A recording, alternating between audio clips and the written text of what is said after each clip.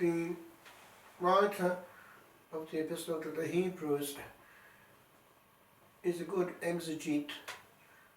He goes into a verse, a word, and pulls out the levels of its meanings. St Benedict does the same in his Holy Rule. Both are fascinated by this teaching in the psalm, which on this day is attached to the first reading, for the simple reason that one is quoted in the other. Today, if you would listen to his voice, that's the Hebrew expression, if we would say, oh, that you would, harden not your hearts. And there is in this epistle what St Benedict pulls out, the whole notion of what? Listening. Listen to his voice. As it happens, at La Trappe we had a beautiful little stained glass window in the cloister of St Benedict, and the rule in his hand with just those two words visible, ausculta, fili, listen, son. And I recall how we were given a whole teaching by the good and holy novice master there about the art of listening to God. He talked about the interior ear, how it had to be sharpened. The whole monastic life was one of reception, everlasting receptivity, because one was empty. The will was dead, there was silence in the air, there was no emission of unnecessary energy and fumes. It was input mode until death. L'écoute, recevoir.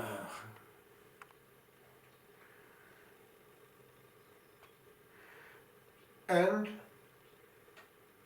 the prologue of the rule, which is used quite often at the clothing of a postulant, goes into also the pursuit of peace. For one listens and one pursues precisely what allows for listening. In the school of the service of the Lord, one is given tools with which to conquer heaven. The specific monastic ones are those of interiority, protected by a great structure. No leakage. And peace then allows the soul to be in the mode of the Blessed Trinity, who delights in tranquility and calm. Sister Consolata Petrone was given this teaching by the Lord, that he tolerated anything but absence of calm in her soul. This he needed so as to be able to get through to her. And he showed that it was like a pond that one stirred and the mud came up. He wanted the soul to be crystal clear. And then in this crystal clarity one hears the little ripples, the little things, transmitted by the mouth of others, the abbot, the one who's teaching in class, but also by the event. And one handles both with the quality of humour, a sainte indifférence, holy indifference. The mode of going through life in reception and input is one thing. The one of going through life in emission and output is quite another. And Pope Benedict, in his teaching on what the priest needs in his life does warn about this illness, activism, which has pervaded the clergy. And the result is that with action always pulling the soul is too thinly spread, and it leads to what he calls precisely what we find here in the psalm: the hardness of heart. The heart is, as it were, no longer sensitive. It's almost callous. It's got a thick skin. It doesn't pick up the little things. When doing one thing, it's thinking about the next thing to do, and there are 10 messages in its mind all the time. And some of those do not have to be there. We inject and ingest too many syllables ourselves, by exposing ourselves to emitters of syllables excessively, and long conversations which have long lost their utility.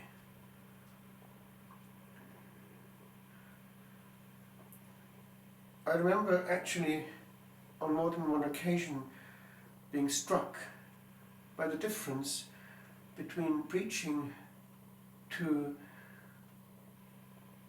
Italians, or actually even Irish, and preaching to people who are coming from a Protestant culture, either English or Welsh. And because they only have the word, the input is intense, not a stir. Even the physicity of standing in a pulpit helps. There are congregations that do not know how to listen. There are also interlocutors who do not know how to take in without having to add something to what is being said. It is more receptive and humble if one does not necessarily have to say something in return. It's as though the last word belonged to the person being talked to. They, as it were, are approving or disapproving, but it would be better, as one does with Jesus, to let him do the talking, and just to be in completely open and calm mode. I remember in Wales being deeply struck by actually how one could hear a pin drop. The art of listening was actually there, because the cult in a Welsh nonconformist chapel is actually very much orientated towards calm. We have lost some of that. We move around a lot. We invent things to do. We can't sit still or bear a moment's peace. Os oes na Gymru yn eich plith, clewch hwn, nac anghofiwch eich breiddiau. Gwrandewch a bod iddo yntail ei fari. O llefara a ddwyn Iesu, oedd y eiriau fel y gwyn.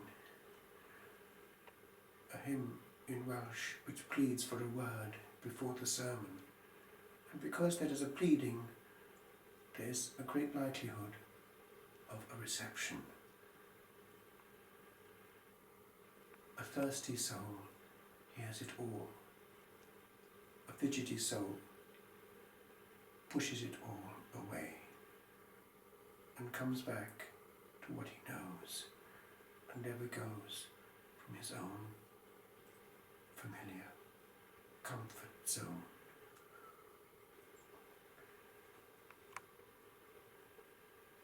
Nella vita monastica, l'inizio della giornata ha degli echi familiari. Il salmo invitatorio, cantato ogni mattina o ogni notte, introduce l'anima all'ascolto. San Benedetto lo fa anche nell'inizio della sua regola e dà il tono della vita monastica. La ricezione, l'ascolto, l'attesa, Per cui esiste tutta la struttura che sta fabbricando nella regola la protezione dell'interiorità, l'orecchio interiore, un orecchio fine che percepisce tutto. Il Papa Benedetto ha messo in guardia contro l'attivismo che rende impossibile questo e dice che l'attivismo è la malattia di oggi nella vita clericale, che anche crea un'atmosfera di induramento progressivo del cuore. Dio non può più farsi sentire, stiamo agendo noi, facendo noi. Per noi anche conta questo. La scelta in ogni giorno è di saper lasciare essere il nostro Dio o di essere di noi.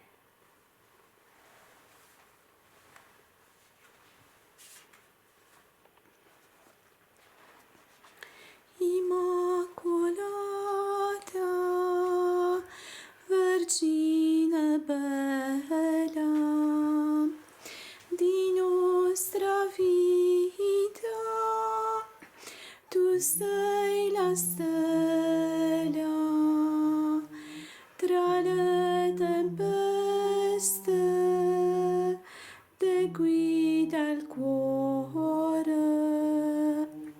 di chi ti invoca, Madre d'amore. Siamo peccatori, ma figli tuoi, Immacolata, prega per noi. Siamo peccatori, ma figli tuoi,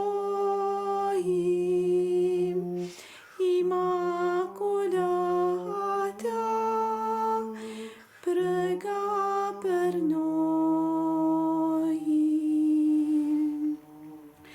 Tu che nel cielo siedi regina, a noi pietosa lo sguardo inclina, per divin figlio che stringe al petto, deg non privarci del suo affetto. Siamo peccatori, ma figli tuoi, Immacolata, prega per noi. Siamo peccatori, ma figli tuoi, Immacolata, prega per